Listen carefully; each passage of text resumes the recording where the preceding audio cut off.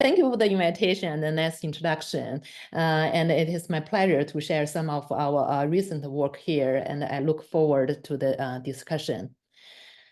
My lab is interested in using single-cell genomics, epigenetics, and stem cell to study islet biology. Cells in pancreatic islets are highly heterogeneous. In the islets, there are 4 major endocrine cells. Each of them can produce their own hormone. Alpha cell can secrete glucagon. Beta cell can secrete insulin and reduce the blood glucose level. Diabetes is a chronic disease and it occurs when blood glucose is higher than usual. At healthy condition, once food is converted to glucose, high blood glucose will trigger insulin release from pancreatic islet beta cells. Insulin will tell the cell in our body to take up glucose and convert it into energy. Then blood glucose level will be reduced and be maintained at a normal level. However, at diabetic conditions, the body doesn't make enough or any insulin or doesn't respond to insulin properly. Blood glucose will stay high. High blood glucose can trigger inflammation. It can eventually lead to heart disease, stroke, or kidney, eye, or foot problems. And this is the reason it is important to control blood glucose level. For both type 1 and type 2 diabetes, beta cell is the key. In type 1 diabetes, beta cell is specifically destroyed.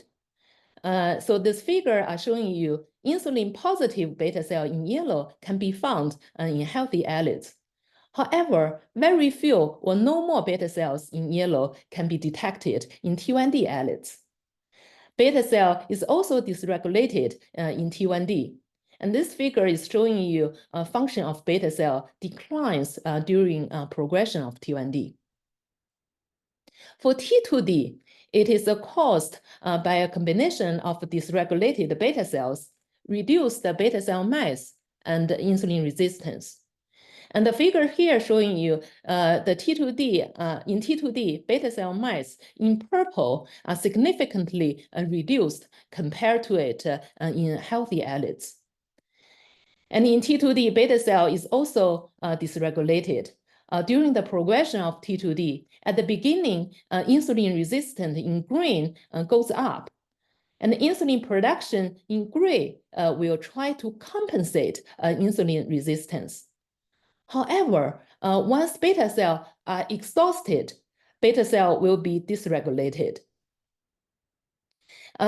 So the insulin production start to go down and the glucose level in blue goes up. And this is the onset of T2D. As I mentioned earlier, within islets, besides beta cell, there are many other cell types. So to study beta cell in this heterogeneous context, we use single cell technologies. We generated donor-matched single-cell RNA-seq and the single nuclei ATAC-seq data using human islets from healthy and T2D donors. We also sorted beta and alpha cells and performed low-input Hi-C, which is a technology to identify chromatin structure in genome-wide. I will not talk about the Hi-C part in detail, but we use it to connect enhancer and its target gene. So with this integrated multi-omics data, we have the power to study multiple levels of gene regulation at the T2D condition. We first perform cell clustering analysis using single-cell RNA-seq data. We can unbiased identify many cell types. We first can separate endocrine cells from non-endocrine cells. For endocrine cells, we can further cluster them into beta cells, alpha cells, and others. We can even identify subtype of the cells.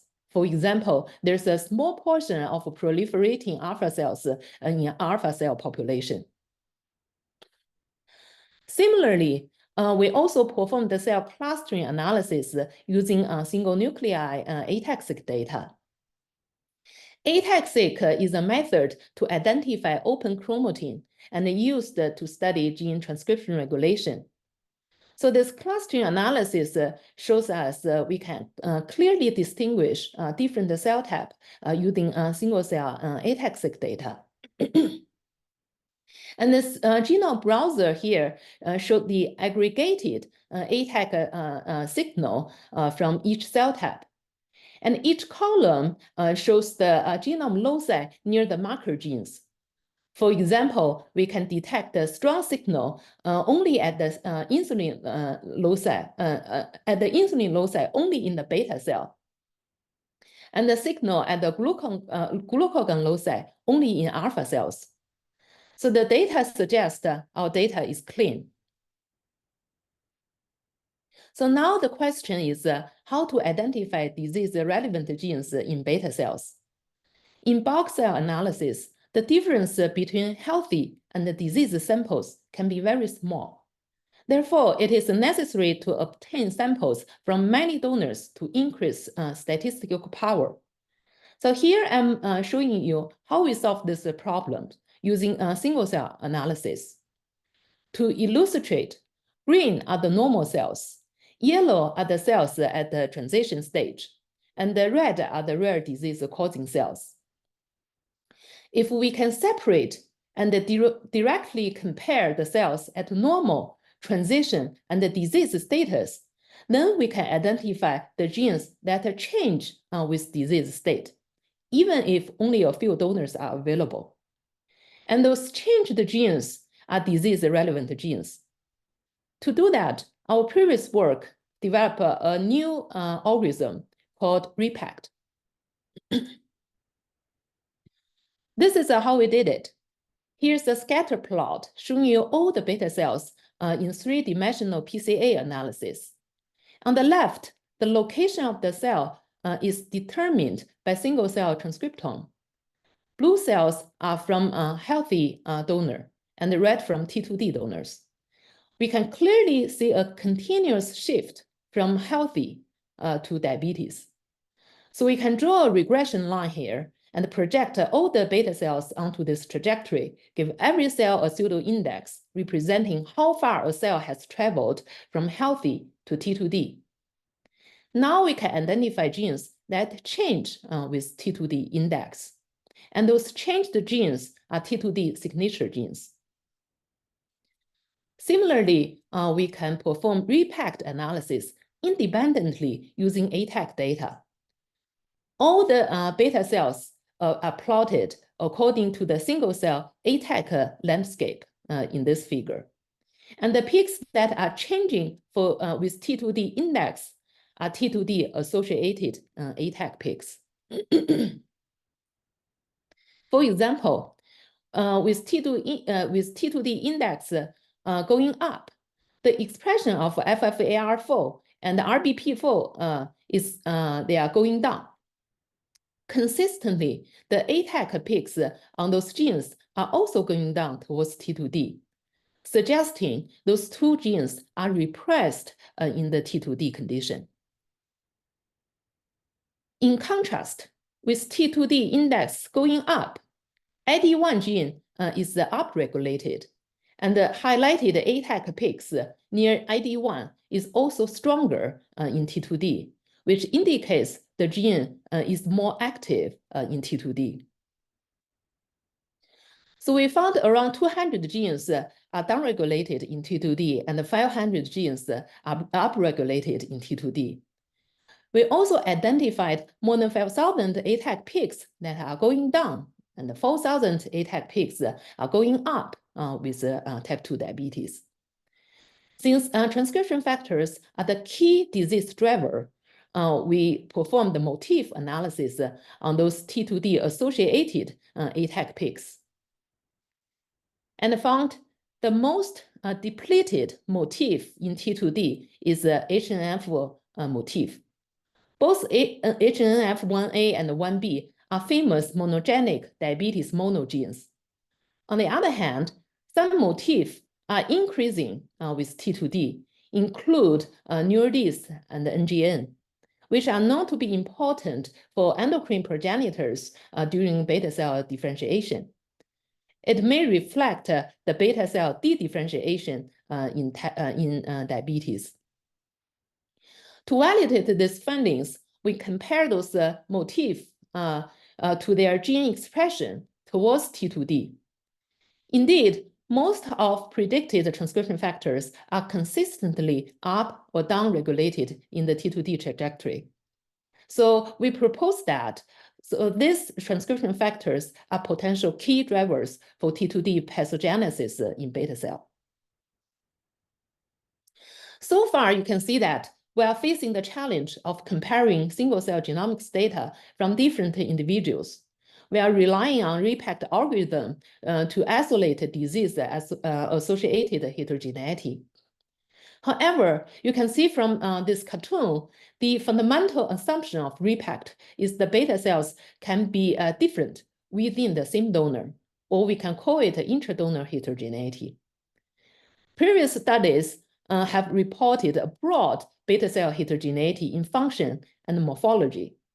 However, we still lack a consensus regarding the nature of beta cell heterogeneity. More importantly, whether the intra-donor heterogeneity is relevant to disease.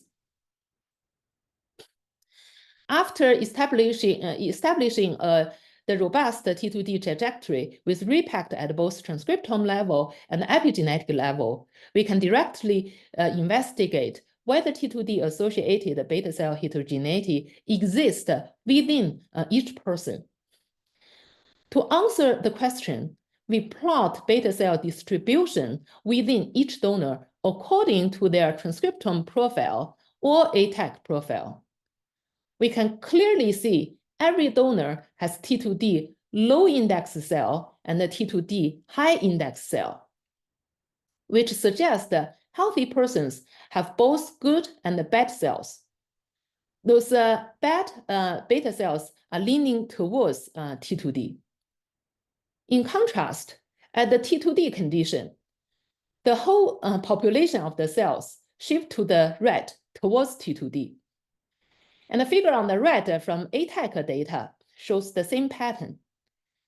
So we conclude beta cell intra-donor heterogeneity does exist. And the next question is whether gene expression has intra-donor or inter-donor variation. Very interesting. We observed the two types of T2D signature genes. If we compare the cells from the same person, some genes clearly show intra-donor variation. For example, one of the T2D upregulated genes, CDKN2A. In the donor 6, the gene expressed higher when T2D index is high, and expressed lower and when T2D index is low. And every donor has the similar trend within the same person, including the expression at the T2D condition.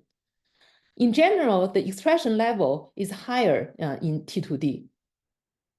In contrast, the second type of T2D signature genes, for example, FOS, it does not show intra-donor variation. Instead, its expression is homogeneous within the same person. Its expression is generally high in T2D, but low at a healthy condition.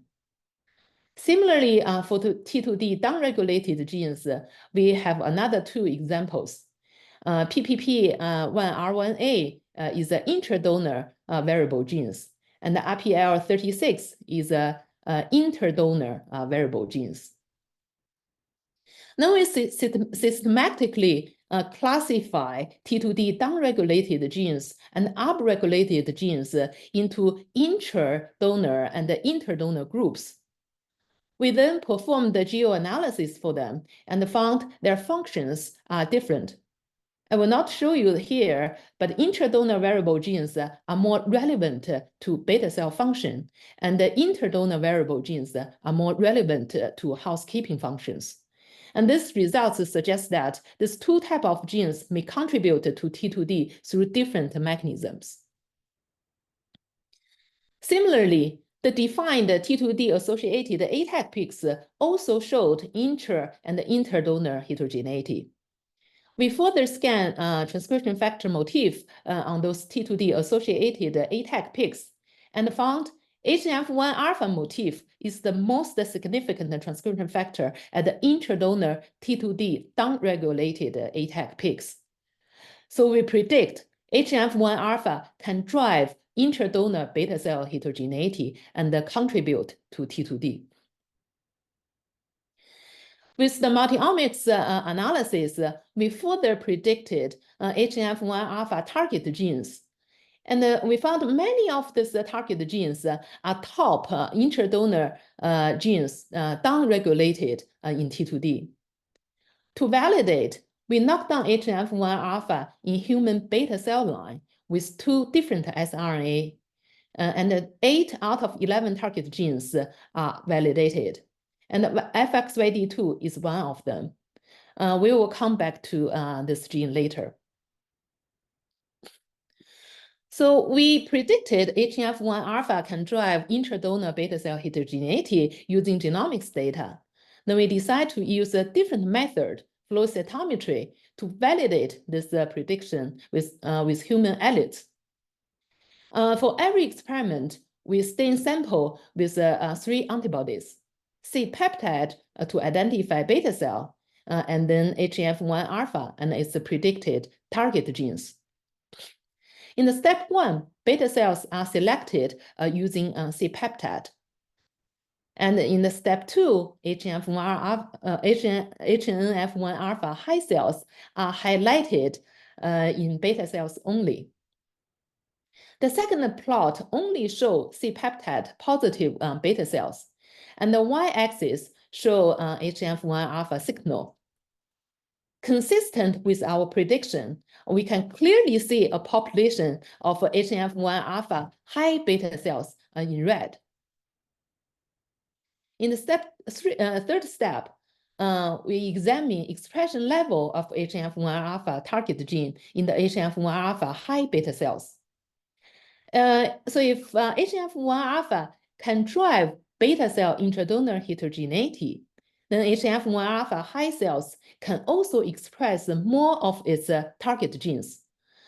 In this third plot, y-axis shows the level of the HNF1 alpha target gene. In this case, it is TTR. Indeed, with the red, this red highlighted HNF1 alpha high cells from step 2 also express more TTR genes.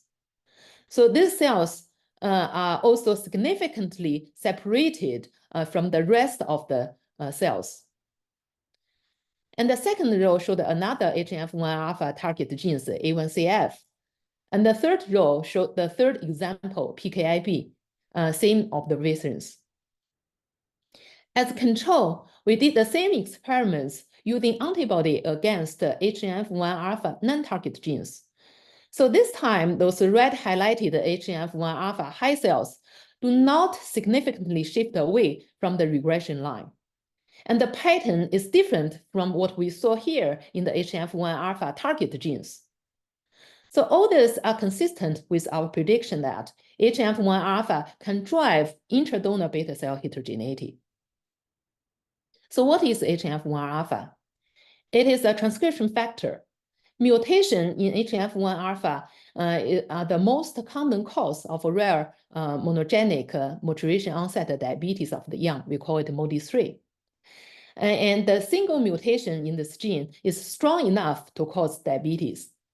It is known that HNF1 alpha deficiency leads to defective insulin secretion. However, the mechanism is not clear, and the relationship between HNF1 alpha and the T2D in the general population is also unclear. So in our data, we showed HNF1 alpha is the most significant transcription factors associated with T2D. We also showed HNF1 alpha could be a major driver of intradonor beta cell heterogeneity and contribute to T2D. And we predicted and validated the HNF1 alpha target genes. So we decided to dig more for HNF1 alpha. We knocked down HNF1 alpha in human beta cell line using 2 different siRNA and found insulin or C-peptide release are reduced at both low glucose in blue and high glucose in red condition. So suggests HNF1 alpha is important for insulin release. We also measured HNF1 alpha positive beta cells in human islets between healthy and T2D. The percentage of HNF1 alpha beta cells are significantly reduced in T2D islets. And the box plot showed the quantified results from multiple experiments. So the data suggests the HNF1 alpha is very important for the type 2 diabetes. So what does HNF1 alpha do in beta cell? We reanalyzed recent published patch-seq data. So they performed the patch clamp using many human islet single cells, and then do the single cell RNA-seq experiment. Interestingly, we found HNF1 alpha positive cells in yellow have a significantly low sodium current. So what does it mean? We then go back to look at our HNF1 alpha target genes. We found one of our validated HNF1 alpha target gene, FXYD2, is a regulator of ion channel. FXYD2 is an inhibitory subunit of NKA, which maintains resting potential of the cell membrane. And NKA is a sodium-potassium ATPase. So FXYD2, we predict that it is a direct target of HNF1 alpha. And we validated using knockdown and ChIP-seq experiments. Strikingly, FXYD2 high beta cells in blue also have a lower sodium current, which is similar to what we observed for HNF1 alpha high cells. Then here is the model of what we think. At both healthy and the T2D condition, there is a HNF1 alpha driving beta cell heterogeneity. Overall, healthy people have more HNF1 alpha, and the high HNF1 alpha will activate its target gene FXYD2. In beta cells, NKA create the resting potential of a cellular membrane, and FXYD2 can inhibit NKA, which may eventually help depolarization and the insulin release in healthy beta cells. So taken together, we now have a pathway connecting beta cells heterogeneity and the T2D through HNF1 alpha and FXYD2. So one step further, if this is the pathway, then NKA inhibitor will mimic FXYD2's effect and help insulin release. Oben is an NKA inhibitor which can be used to treat patients with heart failure. We use it to treat a human beta cell line and found indeed the treatment can enhance insulin secretion at both low and high glucose condition. And it suggests a new possibility for diabetes treatment. Okay, so in my second part, I will share with you another work from the lab, analyze the beta cell differentiation using single cell RNA-seq. Transplantation of in vitro differentiated beta cells is a promising cure for type 1 diabetes. However, the differentiation protocol is not always robust, depends on which ES or iPS cell line is used. In order to better understand the differentiation mechanisms, we use the single cell RNA-seq to map this process. And this differentiation model is also a great system to study disease and developmental questions. We differentiate human embryonic stem cell, H1 cell line, all the way to beta-like cells in vitro. So in this process, cells go through multiple differentiation stages, roughly agree with 7 major development milestones. So the differentiated beta cells can respond to glucose in vitro, upon the treatment of glucose and the KCl. The differentiated beta-like cells can secrete more insulin and measured by C-peptide, showing in this gray bars. So it suggests that we have a good quality of differentiation. So we collect the cells from every differentiation stage. In total, we generated a single-cell transcriptome from 12 differentiation time points. We performed the cell clustering analysis for this last stage of differentiated cells. We can use CHGA to mark endocrine cells, GCG to mark alpha cells, and the insulin AAPP to mark beta-like cells. So with data from 12 differentiation time points, the real fun part is to construct the beta cell differentiation tree. We then perform the same clustering analysis for every differentiation stage. Results are showed in the middle. And the ES cell showed one big cell cluster, suggesting it is homogeneous. But with differentiation, cells become heterogeneous. For example, at the end of the gut tube stage, there are 5 different cell clusters. Beta cell differentiating cluster in green. On the right, we then use the colored small clusters with different color.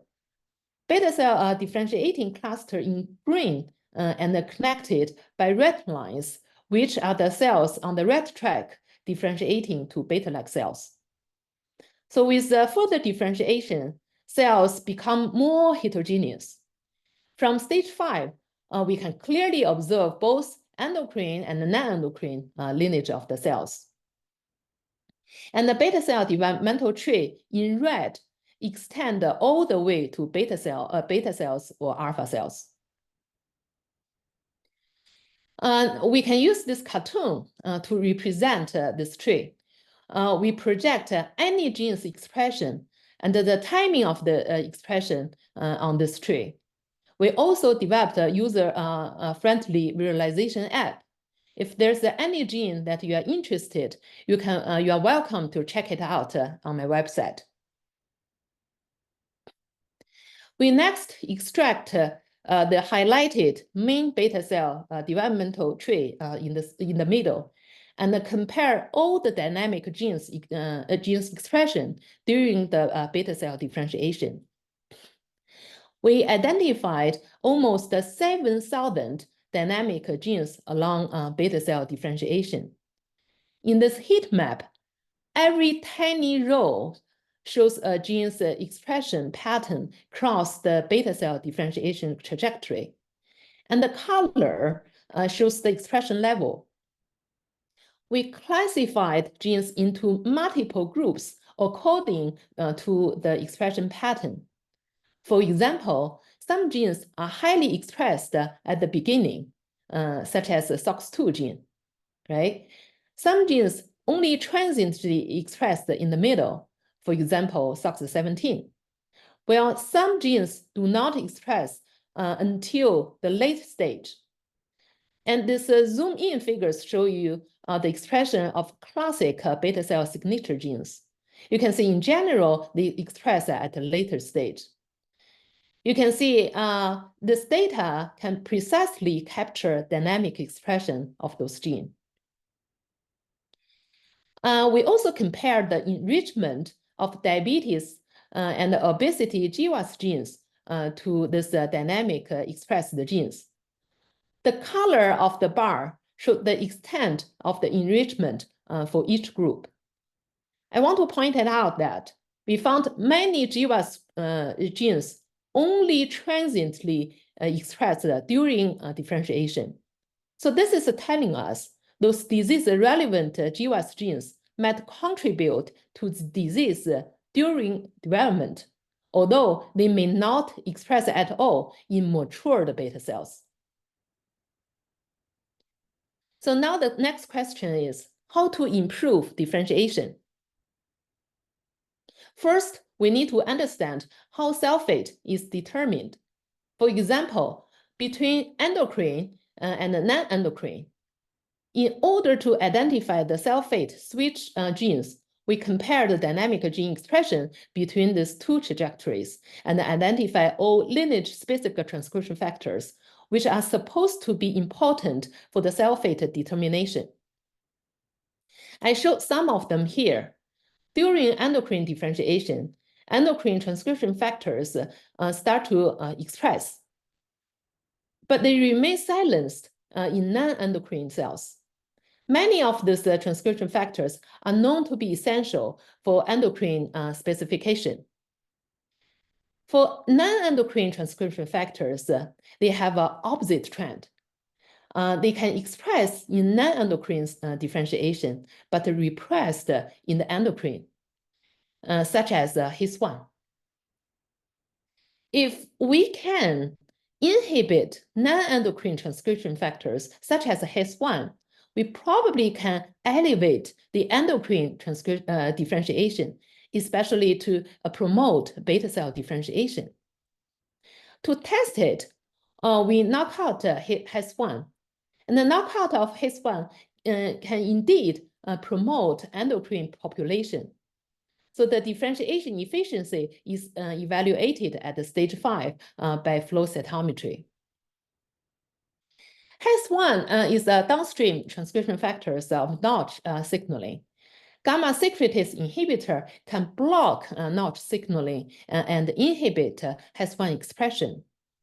We noticed that in our differentiation protocol, we added gamma secretase inhibitor at stage 6, but our single cell data showed HIS1 start to express at stage 4. Our genetic data also showed knockout HIS1 can help endocrine differentiation, so we decide to add gamma secretase inhibitor at the early stage, stage 4 or 5. It turns out the timing of Notch inhibition is indeed critical, and the earlier Notch inhibition, especially at the stage 5, can improve beta cell differentiation. Our single cell analysis helped us fine-tune the differentiation protocol. So the last point, I want to share with you one surprising but very interesting result. During beta cell differentiation, we found more than 2,000 genes having multiple multi-wave expression pattern. What I mean is the expression can go up, then drop, and then come back again. And the number stands for 20% of differentiation dynamic genes.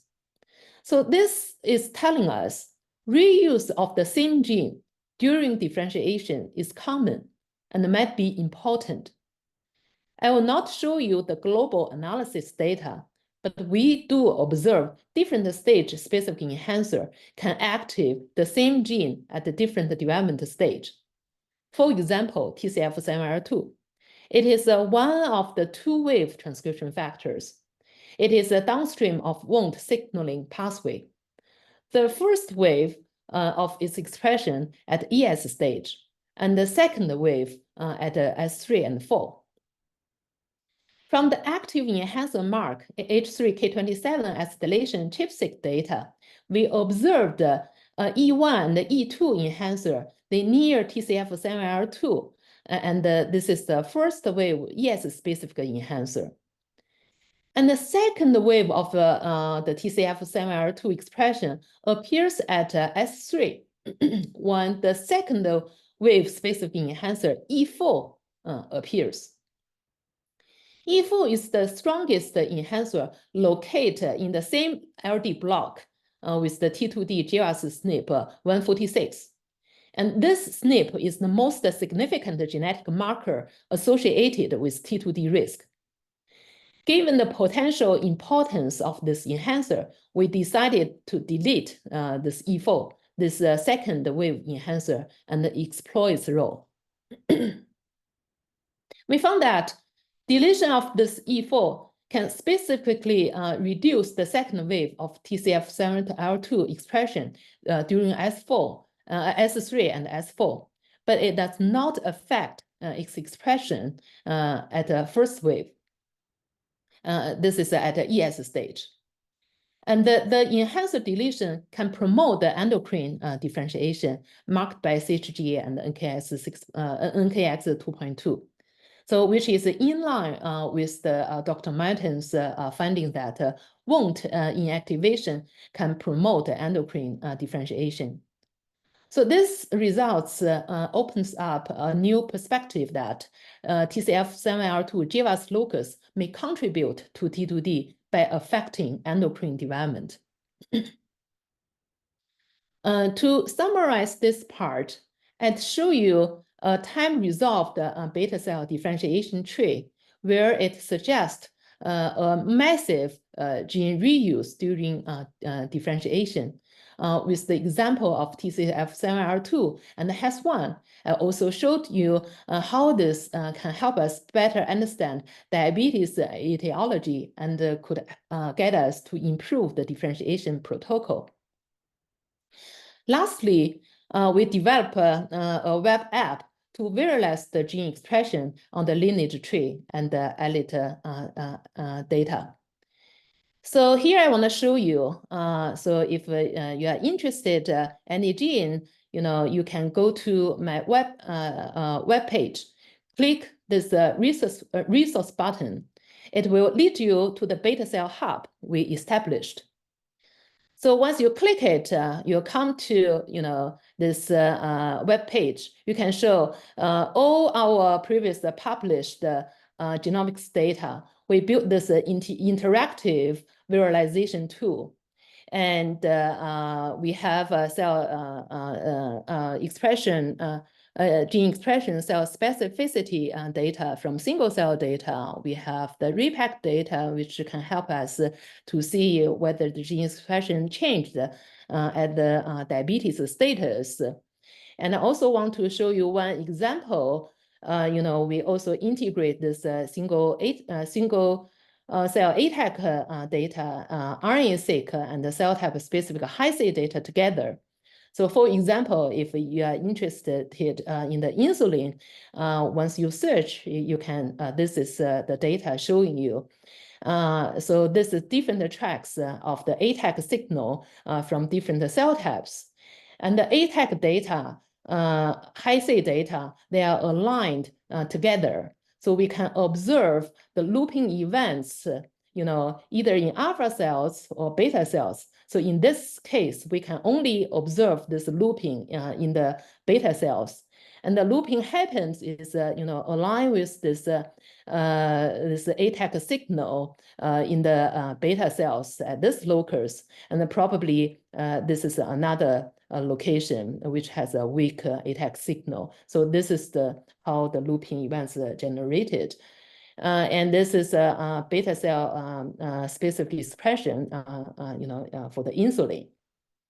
So we are committed to integrate all genomics data set we generated, and we committed to make it searchable and easier, user-friendly for all the researchers in the community. And then with that, I wanna thank the people from my lab. The single cell part of the data is led by my student Wong Chen and Anya, and the differentiation project actually established by my postdoc Haiyan and Jia. And all the others, they all contribute to those projects. I also want to thank my close collaborator, Dr. Fu Laijin, and collaborator, Dr. Li Yun at UNC. Finally, I also want to thank, my funding supports from NIDDK and others. So without those, nothing can be done. And at the end, I want to say we are recruiting. If you have friends, you have a trainee, they are looking for positions, please contact me. So now I'm ready to take questions. Yeah. Yeah, Thanks, Dr. Lee, for the wonderful presentation. So now is our Q&A session. You are welcome to unmute yourself or type in the chat. Yeah, it's our, we will have about 15 to 20 minutes discussion session. Yeah. Oh, is Mylou, are you, okay, yeah. I'm trying to see if there's a mute. Yeah, so there's one question from the chat. Could you walk us through a little bit more about Beta Cell Hub? Maybe use one of the use case to help us understand more about that resource. So you mean this one? So for example, so basically, you know, I think we have the differentiated data cells, basically like those example that I showed you earlier. For example, TCF7R2, right? So you can, if there's any gene that you are interested, you can search it up. For example, if I'm interested in the TCF7R2, I search it. So this is what's gonna show. And in the web, on the web page, we also labeled, you know, what's the differentiation time points. So you're gonna have an idea when the genes will be active, when they will be silenced. And then we also have the data, for example, this integrative data. Basically, we integrate, you know, high-C data and those single cell ATAC-seq data, and then we show the so for the ATAC-seq data, we show, you know, the ATAC this browser shots from different cell types. For example, if you search insulin, so this is what you're gonna see, right? And then so the data actually is aligned with the high-C data. So here, because we only generated the high-C data from alpha cells and the beta cells, we did not, you know, or we don't have the resource, you know, to generate all the high-C data from different cell types. So that's why we only show the data from alpha and the beta cells. But the good thing is when we can align this, you know, this high-C and ATAC-seq data together, so the position of the data actually on the genome, they are matched. So here I'm just giving you an example. Basically, you know, if we can observe this signal in the beta cells, and this high-C data, I think maybe this is most people not familiar with. So basically, this is showing, you know, this is a chromosome 11 position on the X. And the y-axis is the same chromosome 11, and start from here, and then so when you look at here, you can see, you know, this if there's a red means this location, and on the X versus this location on the Y, they have interactions.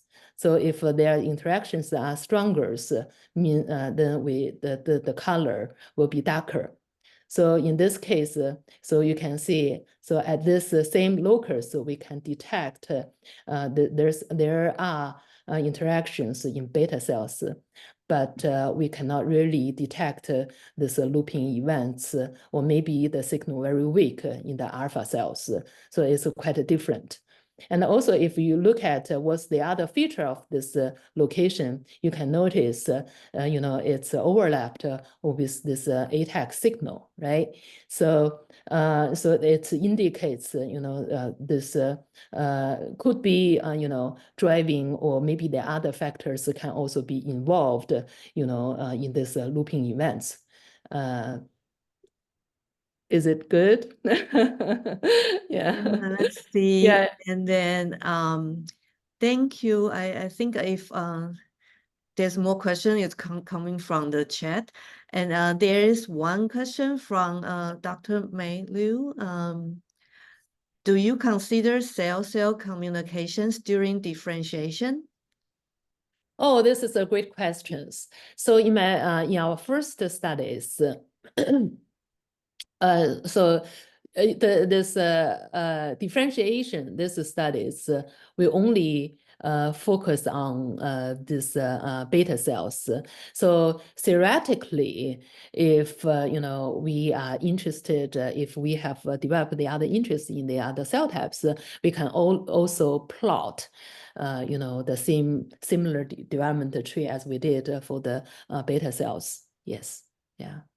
So at this moment, yeah, we have not considered the interactions between different cell types. Yes, yeah. Is that answer your question, Dr. Liu? Yes, okay. And then I think there's coming from audience, Dr. Alvin Power. I'm going to. Yeah, Al. Yeah, good to see you, Al. Yeah. That was a wonderful talk. Oh, thank you. Really creative and innovative. Could we talk about HNF1 alpha? And do you think the levels of that transcription factor fluctuate widely? Or are those determined and people have a low level or a high level, or is it going up and down? I think this for this one, I think we observed the similar pattern as you did. I think the HNF1 alpha level is quite low in the beta cells, and I think it is just, and also because it is low, the dosage of the HNF1 alpha is very, very important for beta cell function. And I also checked the HNF1 alpha in the kidney. It's also very low. Yeah, so I think this is a kind of different from what we had thought. We always thought, if the important genes it should express more, they would have a high expressions. But actually, for this case, the answer is no. It's quite low, and that's why we think the dosage is very important. Even one allele of the mutation could lead leads to diabetes. Yeah, the dosing concept is a really important one, right? And yeah, seems like we often think about present or absent, not, if it's 20% versus 80% could be quite important. Exactly. Yeah. That's great. Thank you very much. Thank you. Yeah. Okay, great. So next question is from Tayana. Is there a pre-diabetic islet single cell data set? So I mean, ideally, so right now, answer is no. We currently we don't have those data sets. And ideally, if we could have more balance, for example, more well-controlled HbA1c, more gender, age, more, parameters, then we could have more power, to predict. Yeah. Okay. And the next question from Dr. Wenting Wu.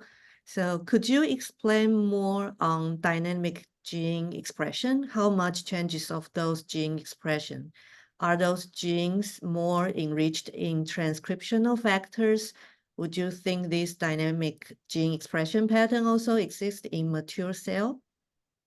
So I assume Wenting is asking this dynamic expression during the differentiation. If this is the case, you can see this 2000 genes is 20% of this dynamic genes that we identified. So this number is huge, so it covers a lot of different type of the genes, transcription factors, cell markers, many of them. Yeah, so Kowi,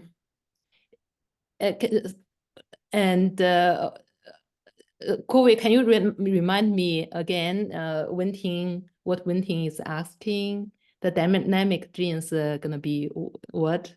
Yeah. Wenting, do you wanna explain more about Yes, your I question? think I understand my question. Yes, just explain more on this part. How many genes is change and how much is the change, and whether those genes with dramatic change are very enriched with the transcription factor. Yeah. So in big picture, there you know, transcription factors and the others. And then in terms of why they are changing, what we think is because they are driving. They were driven by different enhancers at a different stage. Then the key is you know, certain stage, different transcription factors will bound to this, you know, stage-specific enhancers, and then to either active or repress those genes. So that this is why, you know, I give this example like a TCF7R2, right? So you can see it has the first wave is at the ES stage, and then it got repressed during the beta cell major development tree, and then start to come back, come back again at stage 3 and 4. And then if you look at this, you know, K27 acetylation, which is the active enhancer mark the data, you know, in parallel, then we start to notice, and you can see, you know, at the ES stage, there's ES specific enhancers. For stage 3 and 4, there's E4, you know, specific enhancers. So we kind of believe, so this is why this is happening, because different enhancers, different stage-specific transcription factors, they're working together to make this dynamic. Thank you for the answer. Yes, very nice talk. Thank you. Thank you, Wenting. Yeah, good to see you. Yeah. Yeah, so we have next question will be Dr. Hao Feng.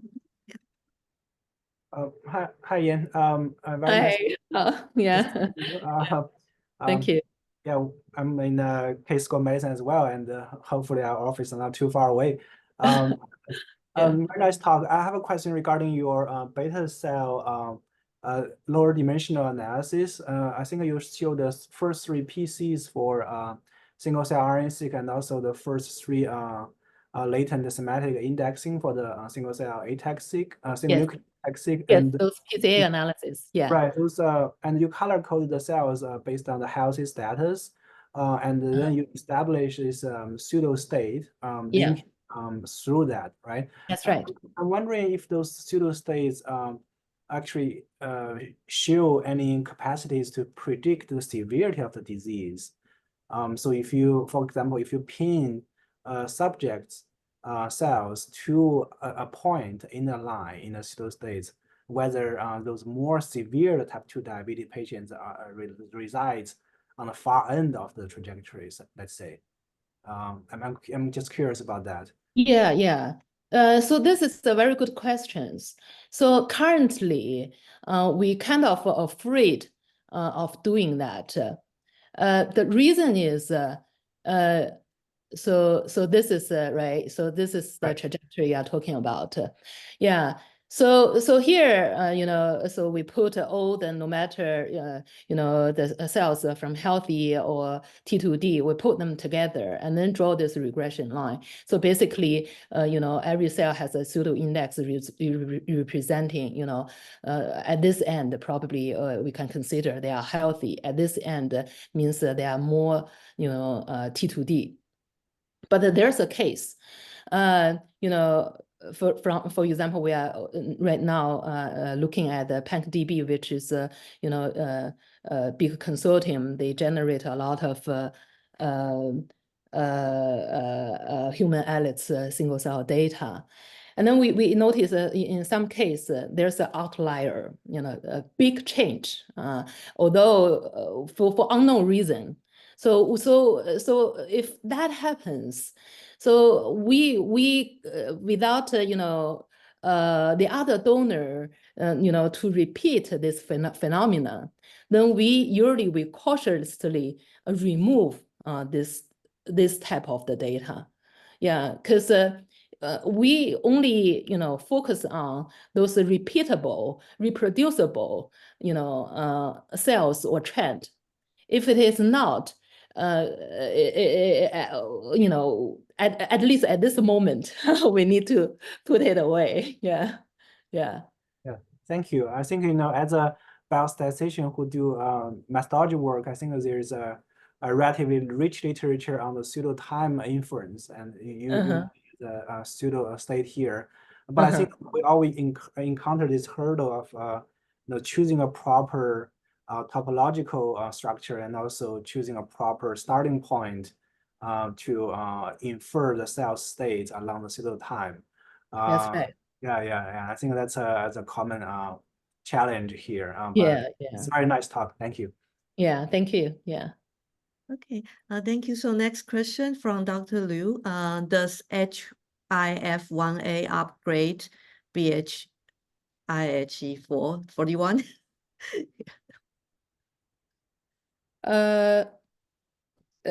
Sorry, I did not get the question. So the question is the HF1A? HIF1A. I think he typed HIF1A upregulate BHIHE41. BHE. Maybe he can ask if he's around. Maybe he can ask. I don't think I got the question. Sorry. Yeah. And then he has a second question. How do you see the waves of transcriptional factors? Do you think it's maybe related to waves like circadian rhythm? Oh, it's possible. Yeah, we did not go into it to characterize, what kind of the transcription factors that having this kind of pattern. Yeah. But I mean, if you are interested, we are happy, either, work together, or, or we can send you the genes list. You can take a look. Yeah, I think that would be interesting. Yeah.